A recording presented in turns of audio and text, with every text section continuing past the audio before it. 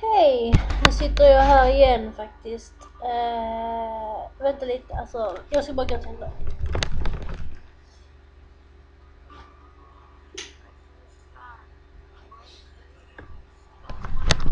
Så.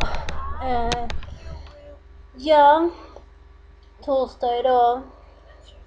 Varit i stan med min syster, min dotter och min ena systerdotter.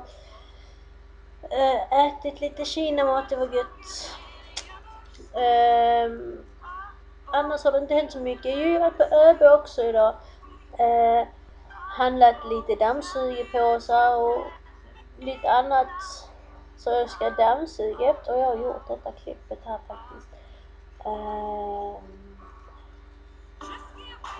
Nej, men annars händer det inte så mycket idag faktiskt. Jag får väl göra lite saker på datorn som är lite viktiga.